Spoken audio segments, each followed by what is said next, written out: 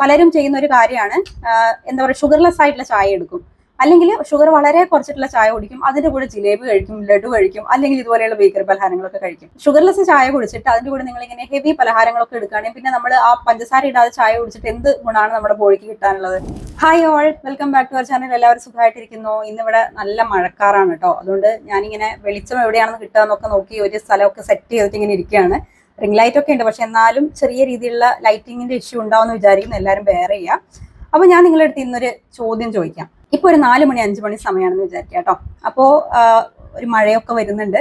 ഇപ്പൊ എല്ലാ സ്ഥലത്തും ഇങ്ങനെ മഴ പിടിച്ച് വരുന്നുണ്ടാവും. അപ്പോൾ ഈ ഒരു 4 മണി 5 മണി സമയം, മഴ വരുന്ന സമയം, അപ്പോൾ നമ്മുടെ മനസ്സിലേക്ക് ഓടിയെത്തുന്ന ആദ്യത്തെ ഒരു സംഭവം എന്തായിരിക്കും? ഒരു കപ്പ് ചൂട് ചായ.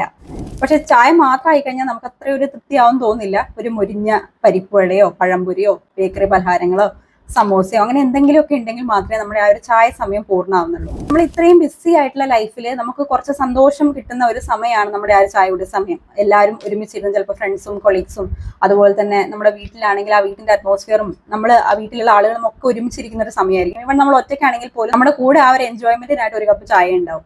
അപ്പൊ അത്രയും നമ്മൾ എല്ലാവരും എൻജോയ് ചെയ്യുന്ന ഒരു സമയമാണ് നമ്മുടെ ടീ ടൈം. പക്ഷെ ഈ ഒരു കുഞ്ഞു സന്തോഷം, ഈ കുഞ്ഞു ശീലങ്ങൾ നിങ്ങളെ പയ്യെ പയ്യെ ഒരു രോഗിയാക്കി മാറ്റുകയാണെന്ന് പറഞ്ഞു കഴിഞ്ഞാൽ നിങ്ങൾ വിശ്വസിക്കുമോ? നമ്മൾ പോലും അറിയാതെ നമ്മളിലേക്ക് എത്തിച്ചേരുന്ന പല അസുഖങ്ങളുടെയും തുടക്കം ഈ വൈകുന്നേരത്തെ ഒരു ചായ സമയമാണ്. പക്ഷെ നമ്മൾ കഴിക്കുന്ന കുടിക്കുന്ന കാര്യങ്ങളിലൊക്കെ കുറച്ച് ചെറിയ രീതിയിലുള്ള മാറ്റങ്ങളൊക്കെ വരുത്തി കഴിഞ്ഞാൽ ഈ സമയം എൻജോയ് ചെയ്യാനും അത് നമ്മുടെ ഹെൽത്തിനെ ഒരു തരത്തിലും ബാധിക്കാത്ത രീതിയിലും വളരെ ഹെൽത്തി ആയിട്ട് നമുക്ക് കൊണ്ടുപോകാനായിട്ട് പറ്റും. അപ്പൊ അതിനുവേണ്ടി നമ്മൾ ആദ്യം മാറ്റം വരുത്തേണ്ടത് നമ്മൾ വൈകുന്നേരം കഴിക്കുന്ന പലഹാരങ്ങളിലാണ്. അപ്പൊ വൈകുന്നേരം നമുക്ക് ഹെൽത്തി ആയിട്ട് കഴിക്കാൻ പറ്റുന്ന 3 സൂപ്പർ ടേസ്റ്റി സ്നാക്സ് നിങ്ങളെ പരിചയപ്പെടുത്താൻ വേണ്ടിയിട്ടാണ് ഇപ്പൊ ഞാൻ വന്നേക്കുന്നത്.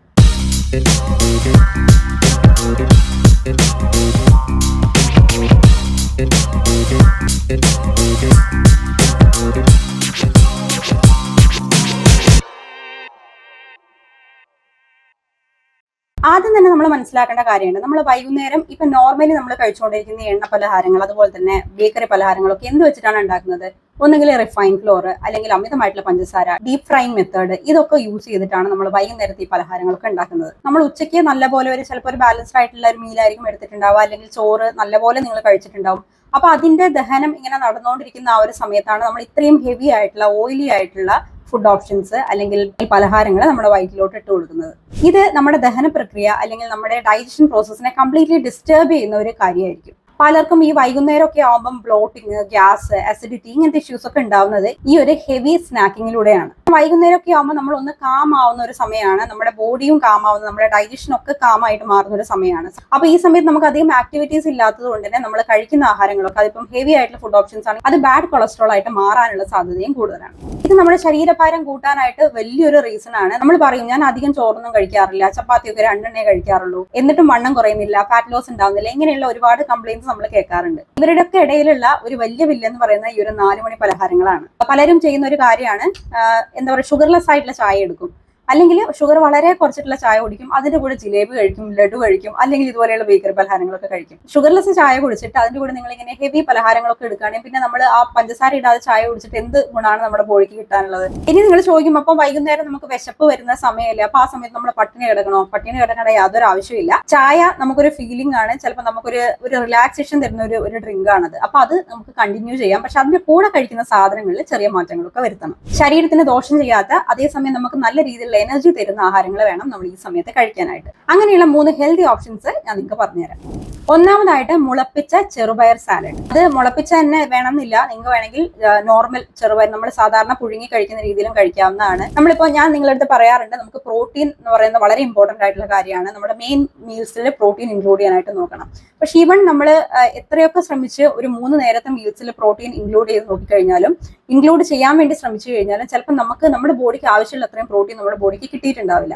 അപ്പൊ ആ സമയത്ത് നമുക്ക് ചെയ്യാൻ പറ്റാവുന്ന കാര്യം നമ്മൾ ഇടനേരത്ത് കഴിക്കുന്ന സ്നാക്സിലും കൂടെ പ്രോട്ടീൻ ഇൻക്ലൂഡ് ചെയ്യുക എന്നുള്ളതാണ്. അപ്പൊ ആ രീതിയിൽ നിങ്ങൾ നോക്കുമ്പോൾ ചെറുപയർ പുഴുങ്ങി കഴിക്കുന്നത്, അല്ലെങ്കിൽ ചെറുപയർ മുളപ്പിച്ച ചെറുപയർ പുഴുങ്ങി കഴിക്കുന്നതൊക്കെ നമുക്ക് നല്ലൊരു പ്രോട്ടീൻ സോഴ്സ് ആയിട്ട് മാറുകയാണ്. നമ്മൾ കുറേ നേരം നമ്മൾ ഫില്ലിംഗ് ആക്കി കീപ്പ് ചെയ്യാനായിട്ട് ചിലപ്പോൾ അതേപോലെ തന്നെ ഒരു ഹെൽത്തി സ്നാക്ക് ആയിട്ടൊക്കെ നമുക്ക് എടുക്കാൻ പറ്റാവുന്ന ഏറ്റവും നല്ലൊരു ഓപ്ഷനാണ് പുഴുങ്ങിയ ചെറുപയർ.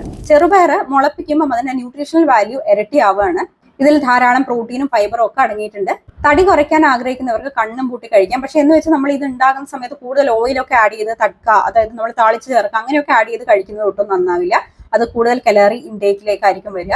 ആദ്യം ചെറുപയർ വേവിച്ച് പിന്നെ അത്യാവശ്യം വേണ്ട സ്പൈസസും കാര്യങ്ങളൊക്കെ ഇട്ട് ഒന്ന് പ്രിപ്പയർ ചെയ്തെടുക്കുക. വേണമെങ്കിൽ നിങ്ങൾക്ക് കുറച്ചും കൂടി ഒരു ടേസ്റ്റിന് വേണ്ടിയിട്ട് കറി ലീവ്സും കൂടെ ആഡ് ചെയ്യാം. അല്ലാതെ തട്ക അങ്ങനെ ഒരു കാര്യം ഇതിനകത്ത് നിങ്ങൾ യൂസ് ചെയ്യാതിരിക്കുക. കഴിക്കുന്നതിന് മുമ്പ് ഒരു ഇച്ചിരി നാരങ്ങ നീരും കൂടെ അതിന് മുകളിൽ നമ്മൾ സ്ക്വീസ് ചെയ്ത് എടുക്കുകയാണെന്ന് വെച്ച് കഴിഞ്ഞാൽ അയൺ അബ്സോർപ്ഷൻ ഇരട്ടിയാക്കാനായിട്ട് ഇത് ഹെൽപ്പ് ചെയ്യും. ഇനി രണ്ടാമത്തെ ഓപ്ഷൻ എന്ന് പറയുന്നത് വറുത്ത മഖാനയാണ്. ഇത് ഞാൻ ഇതിന് മുമ്പുള്ള ഒരു വീഡിയോയിൽ നിങ്ങൾക്ക് പരിചയപ്പെടുത്തി തന്നതാണ്. ഇത് അധികവും നോർത്ത് ഇന്ത്യൻസ് യൂസ് ചെയ്യുന്ന ഒരു സ്നാക്ക് ഓപ്ഷനാണ്. പക്ഷെ ഇപ്പൊ എല്ലാവരും ഡയറ്റിൽ കോൺഷ്യസ് ആയിട്ടുള്ള അല്ലെങ്കിൽ ഹെൽത്തിൽ കോൺഷ്യസ് ആയിട്ടുള്ള എല്ലാവരും തന്നെ യൂസ് ചെയ്യുന്ന ഒരു സംഭവമാണ് മഖാന. ഇത് നല്ല നമുക്ക് ഇങ്ങനെ എന്താ പറയുക ക്രഞ്ചി ആയിട്ട് കറുമുറ ഒക്കെ കഴിക്കാൻ പറ്റാവുന്ന രീതിയിലുള്ള ഒരു സ്നാക്ക് ഓപ്ഷനാണ്.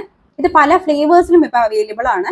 നമുക്ക് ഈ ബേക്കറിയിൽ നിന്നൊക്കെ കിട്ടുന്ന ലേസ് ചിപ്സ് ഇങ്ങനത്തെ ചിപ്സ് വെറൈറ്റീസ് ഒക്കെ ഇല്ലേ, അതിനൊക്കെ പകരമായിട്ട് നമുക്ക് കഴിക്കാൻ പറ്റാവുന്ന ഒരു ഓപ്ഷനാണ്. അതേ ഒരു ടേസ്റ്റ് തന്നെയായിരിക്കും നമുക്ക് മഖാന കഴിച്ചു കഴിഞ്ഞാൽ കിട്ടുന്നത്. ഇതിൽ കലോറി വളരെയധികം കുറവാണ്. ധാരാളം കാൽഷ്യം മഗ്നീഷ്യം ഒക്കെ അടങ്ങിയിട്ടുള്ള ഒരു ഫുഡ് ഓപ്ഷനാണ്. പ്ലെയിൻ ആയിട്ടുള്ള മഖാന വാങ്ങിച്ച് ജസ്റ്റ് കുറച്ച് നെയ്യ് ഒഴിച്ച് നമ്മൾ സോട്ട് ചെയ്തെടുക്കുക. അതിനകത്ത് കുറച്ച് കുരുമുളകും ഉപ്പും ഒക്കെ ഇട്ട് കഴിഞ്ഞാൽ സംഭവം കിടുവായി. പിന്നെ നിങ്ങൾക്ക് എന്താ പറയാ ഒരു പോപ്കോൺ ഒക്കെ കഴിക്കുന്ന അതേ ഫീലിൽ മഖാന കഴിക്കാനായിട്ട് പറ്റും. അടുത്ത ഓപ്ഷൻ എന്ന് പറയുന്നത് ബോയിൽഡ് ചന ചാറ്റ്. ഇതും എന്താ പറയുക ഒരു നോർത്ത് ഇന്ത്യൻ രീതിയിൽ വേണമെങ്കിൽ നമുക്ക് പ്രിപ്പയർ ചെയ്യാം. അല്ലാതെ നമ്മുടെ നോർമൽ പുഴുങ്ങിയ കടല ആ രീതിയിൽ നമുക്ക് കഴിക്കാവുന്നതാണ്. ഇതിന് നമുക്ക് കറുത്ത കടലയോ അല്ലെങ്കിൽ നമ്മുടെ വെള്ളക്കടലയോ ഒക്കെ നമുക്ക് യൂസ് ചെയ്യാം. തലേ ദിവസം നമ്മൾ കുതിർത്ത് വെക്കണം. പിറ്റേ ദിവസം അത് ഉപ്പിട്ട് പുഴുങ്ങിയെടുക്കുക. നമ്മൾ നാടൻ രീതിയിലാണെങ്കിൽ കുറച്ച് തേങ്ങ ചിരവി ചെയ്ത് അതിനകത്ത് ചേർക്കുക, കുറച്ച് കറി ലീവ്സ് ചേർക്കുക, തടുക്ക താളിച്ചൊഴിക്കേണ്ട യാതൊരു ആവശ്യമില്ല. ഈ രീതിയിൽ കഴിച്ചാൽ തന്നെ നല്ല ടേസ്റ്റി ആയിരിക്കും. ഇനി അത് നമ്മളൊരു നോർത്ത് ഇന്ത്യൻ സ്റ്റൈലിൽ എടുക്കുകയാണെന്ന് വെച്ച് കഴിഞ്ഞാൽ അതിനകത്ത് കുറച്ച് തക്കാളി സവാള അങ്ങനത്തെ കാര്യങ്ങളൊക്കെ ഇട്ട് ചാറ്റ് മസാല നമുക്ക് മേടിക്കാൻ കിട്ടും. ചാറ്റ് മസാലയും കൂടി മിക്സ് ചെയ്ത് കഴിഞ്ഞാൽ ഒരു നോർത്ത് ഇന്ത്യൻ ടേസ്റ്റിൽ നിങ്ങൾക്ക് ഈ ഒരു കടല കഴിക്കാൻ പറ്റും. വൈകുന്നേരം നമ്മൾ ഇതൊരു ബൗള് കഴിക്കുകയാണെങ്കിൽ അതിപ്പം കടലയാണെങ്കിലും ചെറുപയറാണെങ്കിലും നമ്മൾ ഒരു ബൗള് കഴിക്കുകയാണെങ്കിൽ തന്നെ നമ്മൾ നല്ല ഫില്ലിംഗ് ആയിരിക്കും.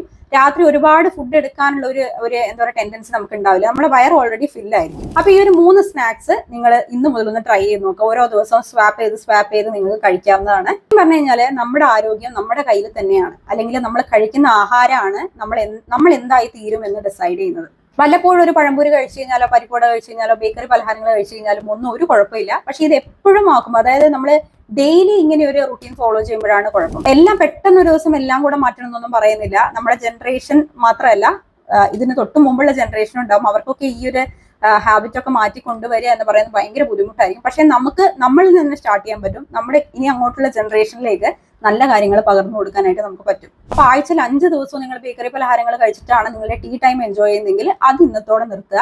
അതിന് പകരം ഞാൻ നേരത്തെ പറഞ്ഞ പോലെ സാറ്റർഡേയോ അല്ലെങ്കിൽ 2 വീക്സ് ഒക്കെ കൂടുമ്പോൾ നിങ്ങൾക്ക് അതുപോലെയുള്ള ആഹാരങ്ങളിലേക്ക് പോവാം. ബാക്കി എല്ലാ ദിവസവും 90% നിങ്ങളുടെ ടീ ടൈം ഇപ്പൊ പറഞ്ഞിരിക്കുന്ന ആഹാരങ്ങളൊക്കെ വെച്ചിട്ട് നിങ്ങൾ എൻജോയ് ചെയ്യാനായിട്ട് ശ്രമിക്കുക. അപ്പോൾ ഈ വീഡിയോ ഇഷ്ടപ്പെട്ട് കഴിഞ്ഞാൽ നിങ്ങൾ തീർച്ചയായിട്ടും ലൈക്ക് ചെയ്യുക, നമ്മുടെ ചാനൽ സബ്സ്ക്രൈബ് ചെയ്യാൻ മറക്കരുത്.